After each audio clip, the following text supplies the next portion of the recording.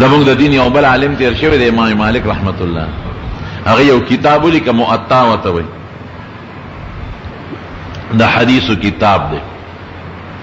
نو چې وی لیکه نو علاقه په عالمانو وګرځاو، نو لکه دا په عالمانو وګرځاوي چې هغه یو ګوري چې د خوښ دی کنه،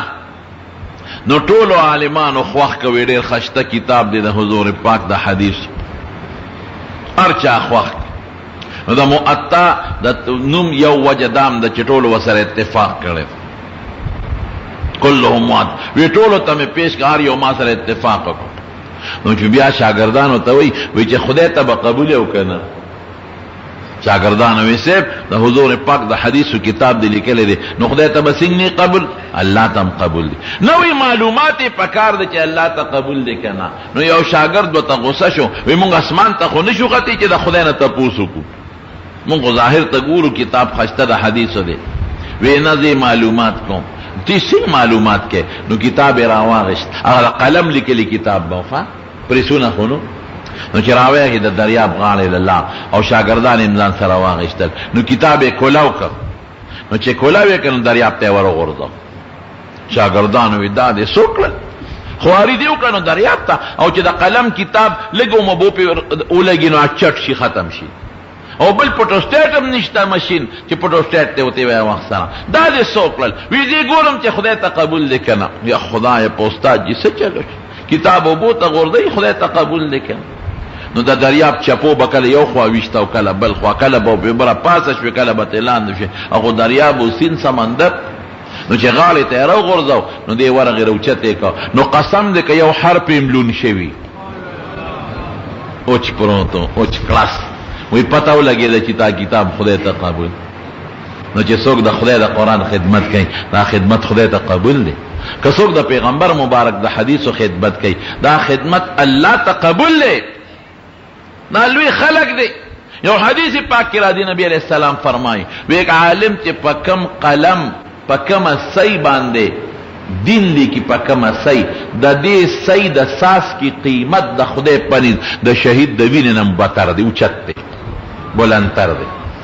دا ولې عالم کار څه دی؟ د پیغمبر د میشن خدمت کوي، د پیغمبر د دین خدمت کوي. زه یو دل زما یو استاد وفات شوی دی، الله دې وبخي، داغه ملاقات لاله نو مې تاسو کو بیمارو، نو داغه وسی عالم شوی، زوینن وسی عالم شوی. نو ما وته وی چې څنګه، نو ما ته یو خاندل، ما ته وی چې اوس د دنیا نظم نو پاروغ زړه بازم. ما ویلې وی اوسه پورې مې سودا وا چې دا ما دا کتابخانه دا کتابونه دي دا په بازار خرڅېږي، دې کې به چولې خرڅېږي او کپدې کې به ګونګړې خرڅېږي او کپدې کې به کجوري خرڅېږي، بچی به مې په بازار خرڅه کې، په پانو کې به سیزونه خرڅېږي. وی اوس چې من وسی عالم شو نو پاروغ زړه بازم، ولې کتابخانه زما محفوظه شوه، زما کتابونه داغه خدمت به د دین وشي. نو حضور پاک کړه دنیا نه تللی دی، پاروغ زړه تللی دی. ولې پاروغ زړه تللی دی؟ ځکه هغه د صحابو په شان عالمان د ځان نه رستو پریښي دي، هغه په سروغ زړه تللی دی چې کم میشن زماو چې د الله قرآن او حکمت او سنت امت ته رسول دی، نو زما د صحابو په شان شاګردان عالمان پاتې دي به رسي، هغه خپل شاګردانو ته، هغه نورو ته او د دې زمانه علماء ته رسیدلې دي، او دا علماء اقا میشن خوري کوم چې د حضور پاک میشن دی، اقا شی امت ته رسي. د پیغمبر علیه السلام مقصد څو چې خلکو ته قرآن ورسي او د قرآن په معنا خلک پیشي. د مقصد نو چې الوغان پیدا شي، د مقصد نو چې غنیک پیدا شي، د مقصد نو چې تجارتونه دی شي، دا خو د دنیا د نظام د چلولو ذریعہ دي. دې لپاره پیغمبران نه دي راغلي، دا بکو لیکن دا پیغمبرانو دراتلو مقصد دا نه دی. انما بعثت معلما، نبی علیہ السلام فرمایي د دې راغلم چې خلکو ته ښه تعلیم ورکم، بعثت لاتمم مکارم الاخلاق، چې خلکو ته ښه خوی وښیم. نو چې پیغمبر کوم مقصد دا راغلی دی هغه مقصد نن څوک پوره کوي؟ هغه ډیوټي چا په سره غچې ده؟ عالمان. خپل عقیده، اعمال، اخلاق د عالمان خلکو ته رسي. زمارون زما د دې خبرو مقصد څه دی؟ زما د دې خبرې مقصد دا دی، دا نه چې د مې عزت بکې، دا مقصد مې نه دی، زما عزت کې مې غرض نه دی. زه چې سوزکي ته وخېجم او زه د سیټ پکې نه نو که سر کې د جغه مې نو ما ته به سیټ پرېږدي، خامخا بیا راته پرېږدي ځان غرض میدان کې نه دی او که په لاره روان یم او چې ته په ځمکه پرېوتم نو که خانه مې نو ماله به لاس راکوي ما به اوچتی او کله دې خوښ یي او که بد دي په دا مسله به راته مخکې ودرېږم ځان نه یادو زما د دې خبرو مقصد دا دی چې یو خو د علماو دشمني مه کوئ علماو سره جوړ پیدا کې لمنې ونیسئ او عالمان د خپل سر تاجونه وګڼئ تاجونه او کته دا غلطی وتی کیږي دا کیږي دا نو دا دنیا د پدی دنیا کې ستانم غلطی کیږي او دا غنه بم کیږي تا نه بسل کیږي او دا غنه بلس کیږي تا نه بزر غلطی کیږي دا غنه بسل غلطی کیږي دنیا دا مثبت سوچو کچې دا زما ته زما بچو ته دین خی او ما د پیغمبر سره او د الله سره زما جوړ پیدا کړي نمبر 1 دویم مې د خبرې څه مقصد دی دویم مې دا مقصد دی چې خپل یو بچی عالمان کې د زړه نه قصدو کې د چا بچی که واړه دي نیتو کې د یو بچی چې یو بچی خدای پاک زموږ عالم کې دا نیتو کې نیت نو تاسو ته یو مثال درکوم په دې دغه کې انګلند کې یو قادیانی تیر شوی دی مرزا مسرور نمخ کې تیر شوی دی یو قادیانی هغه په افریقا کې د ښځو یو جلسه وکړه د افریقا کې زیات دي نو چې د ښځو جلسه وکړله نو هغه صاحب اعلان وکړ وی ما ټولو ښځو ته اعلان وکړ وی ما له یو بچی راکې نو په او 10,000 ښځې راغونډې کړې وې نو 10,000 ښځې به ما له یو بچی راکوي 10,000 بچی به راکې نو تاریخ لیکي چې په هغه مجلس کې 10,000 بچی ورته خلقو وقف کړل څومره بچی ورته وقف شو نو زه تاسو ته دا خبره کومه چې تاسو په دې مجلس کې ناست یې الحمدلله ډېر خلک ناست یې زه د الله او د رسول د علم دپاره ستاسو نه د یو بچي مطالبه کوم یو بچي مطالبه کوم نو نیتو کې د دې خبرې که د چا بچي واړه وي او علم کولی شي نو نیتو کې یو بچی الله او رسول له ورکې دغه بچی به ستا په دنیا کې هم د فایدې ذریعه او دا بچی به ستا په آخرت کې هم د فایدې ذریعه دنیا کې به هم دا بچی ستا دپاره ملغلرې او په آخرت کې دا دین د کابل مولا ته او باجوړ مولا ته او دیر مولا ته او سوات مولا ته او بلوچستان مولا ته مه پرېږدئ هغې غریبانان لګیا دي په خپل ملک او په خپل علاقه کې د خپل دین خدمت کوي اشنغر مولام پیدا کې تورنزو مولام پیدا کې عثمانزو مولام پیدا کې او چارصدی مولام پیدا کې او ناګومان مولام پیدا کې په خپل قوم کې یو عالم پیدا کې او دا سوچ مه کوئ چې ډوډۍ به څوک ورکوي د رزق ذمه داري چا غشتې ده په سر الله غشتې ده یو بادشاه یو وزیر و مولیانو پسې به خبرې کول بادشاہ را دی وزیر نه مجبوره نو بادشاہ وی چې د دې وزیر پس طریقه اصلاح کو یو چیلے والا ورکړه وزیر صاحب دا چیلے وا دا وانه دا ستا تحفه ده وګورئ د دې به په کور کې دننه ته نگرانی کې دا به ستا او ستا ښځه او لوڼه به دې خدمت کوي زما تحفه ده ګورئ هسې نه چې بار اجره کې او یا بل دی وتړی او په نوکرانو یې خدمت کې نه باچا سلامت دا ستا توفه ده په دا سر به ګرځو خدمت به زما لوڼه یو زما ښځه به کوي نو د بادشاه د تحفې خلک خیال ساتي نو کور ته چیلی بود د چیلی لګیا د خصمانۍ کوله چې خصمانۍ والا کوله چیلی زیاته شوه چیلی خو بچي راوړي بلا بچی راوړل نوسی کړوسی بلا نسل ته خور شو او د بادشاه قیمتي چیلی او هغه هم پخه خوراک خوړه چې دا خو باچا تحفه ده هسې نه سبا بادشاه چې ته راشي ویزټ وکړي وی چیلی ګورم نو چې چیلی خو ټپی او رانه مړه شي نو بادشاه به خپی دې زمن کې واقع را یاده شوه انوري او شاعرو بادشاه وله اس ورکړ انوري به شعرونه ویل پخوا به د بادشاهانو دا شعر خوښو نو چې بادشاه وله اس ورکړ انوري له وی دا ګوره ډېر قیمتي اس دی انوري د دې به خیال ساتئ هغه زمانه کې اصل کوستي ولا چاله څوک دی 2 کروڑ موټر ورکی قیمتي اسو چې انوري اس کور ته بوت انوري په اسو بیا په قیمتي اس پویده او دا نیازبینه سونه دا خو بیا پالنه غواړي نو اس ته د شپې مړ شو چې مړ شو اوس انوري خو سبا د بادشاه دربار ته ځي بادشاه دربار ته لاړ اوس انوري په لکه کریری به چې خدای اوس بادشاه به تاسو کوي چې اس څنګه دې زو کوم چې مړ شوی نو ما وسره چې ته مړ نه کی چې دومره قیمتي اس مې درکړه سپېره چې دې ساتلی نه شو نو ولې دنه مړ شو نه به دې بوته که نه اوس به څه کوم اومقه چې دې دربار ته څنګه ورغې نو بادشاه دې تپوس وکړو وی انوري هغه اس څنګه دی نو انوری که ورته وایي چې مړ دی نو یریږي چې موس کوتره نه کي، که وایي چې جمدی دی وایي چې ښه زه ګورم راوله نو بیا به څه کېږي دروغو کې به راشم. نو هغه ورته یو شعر ووی، ورته وی شاه اسپی به انوری بخشید، شاه اسپی به انوری بخشید، بعد سرسر به گرد او نرسید. وی بادشاہ انوری له یو اس وبخه، اس یې ورته وبخه. وی داسې و چې بعد سرسر چې دا شپیلی وی دا کم باد دام هغې ته نشو رسېدی، د باد نه به م تیز ته بعد سرسرم ورته نشو رسېدی، دومره تیزو. نو این چونین تیز بود در رفتار که شبا شب با خیرت برسید. وی دومره تیز رفتار او چې شپه په شپه خیرت ته ورسید. دومره تیز رفتار او چې شپه په شپه خیرت ته ورسید. بادشاہ خو پوه شو چې شی مړ شوی دی، خو په داسې طریقې دې تعبیر وکړه چې بس بادشاہ سر کې شو. ورته لکه انوري له ورکې انعام وله ورکې نورې پیسې وله ورکې. بچرجان خو که مونږ ډېر هم خفه یو، خو چې دی لږ معمولي او روبۍ وي مزېداره غوندې نو بس مونږ خوشحاله شو. دا بیله ده چې څوک وله پیسې نه ورکوي، انعام پکې نه. بهر کیفه هغه چیلې چې وزیر صاحب ساتله نو ډېرې شوې. نو بادشاہ ته یو ځل تپوس وکړو، وی وزیر صاحب هغه چیلې دې څنګه ده؟ بادشاہ خو هوښیار. نو وزیر صاحب ورته وی چې بادشاہ سلامت ډېر لوی نسل یې زیات شوی، بلا بچی نران او ښځې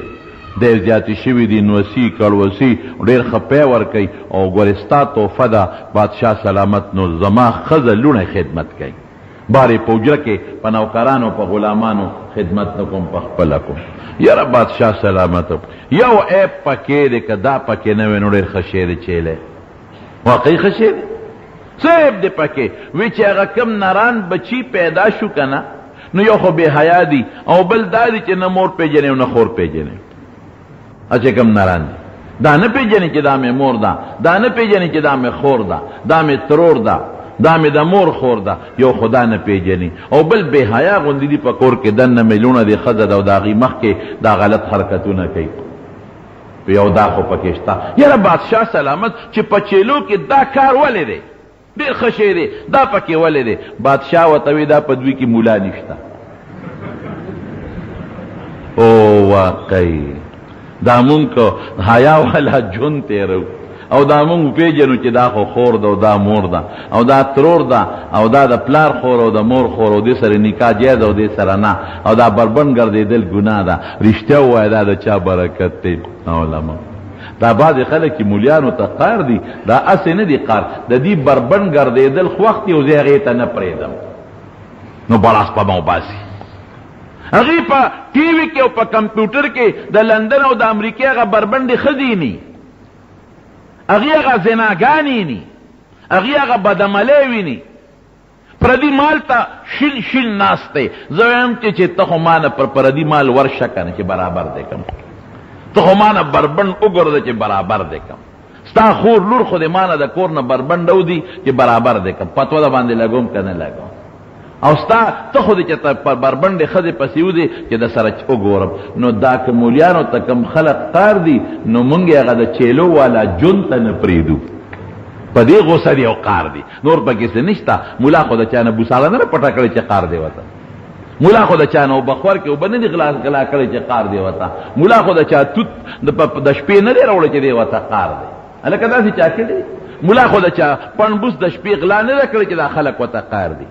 مولا خو د چا پوله نه راواله چې خلک ورته قار دي، مولا خو د چا کور نه دی نیولی چې خلک ورته قار دي، چا نه خو یې سپېړه نه دی چې خلک ورته قار دي. په دې وجه ورته خلک قار دي چې دا څوک مولیانو پسې کنځل کوي، دی بربند ژوند تېرول غواړي او هغې ته مولیان نه پرېږدي، دی خپله خور لور بربنده ګرځول غواړي. مولا ورته وایي دا بې حیایي ورانه نه کوې، که کې امریکې ته ځه، لندن ته ځه، دلته دې نه پرېږدم. دی وایي چې پردې ما د هړپ کم او مولا ما ته وایي چې دا د جایز دي او زه یم دا ګورې ناجایز دي، دا به نه کوې. دی وایي زه د اړو مونځ نه کوم، زه یم که مونځ نه کوې فاسق یې. دی وایي زه د اړو روجې ونه نیسم، زه یم خامخا ستا پلار به یم روجې نیسي، او که دې ونه نیوله جنازه درله نه کوم او شرموم دې په دې خلکو کې. دی وایي چې زه ټول عمر روجه خور شم، دی ټول عمر آزاد ژوند تېروم. مولا دې آزاد ژوند ته نه پرېږدي، په دې وجه مولا پسې کنځل کوي. نور پکې څه دي؟ قسم دی علما څومره خیر خواهان دي د دې قوم. اس یو مثال دله در کوم. په دې پبلک سکول کې چې موږ بچې داخل کو څونه پیسې په خرچ کوو. دا چې بوی دی کله داخله د اډمیشن فیس تر داخلي فیس ادانه علی ولی هغه غریب سکول چلی خیراتی خو دنه سکول نه چلیږي. استادان له تنخواګانې ورکوي د بجلی بل ورکوي سکولې په کارې نیولې دي یا ځمکې والا بلډینګې په جوړ کړی دي لکونه کروڑونه روپۍ په یو سکول باندې کړي په دې 400 کې دا یو سکول تاسو ګوره کروڑونه روپۍ په باندې کړي لازمن به پیسې اخلي د کور خو در باندې نشي لګول. د اډمیشن فیس داخلي فیس دا ټیوشن فیس د هرې میاشتې فیس ها دا ترانسپورت فیس د سوزکی کاری هم ورکوه. بیا راته وایي چې بچې د کمزوري مازدیګر ورته ټیوشن ونیسه هلته وله نیسي. او بیا کتابونه قیمتي کتابونه دا فلانکې یونیورسټۍ نصاب دی ګوره ایکسپورټ او فلانکې هغه هم الې او بیګ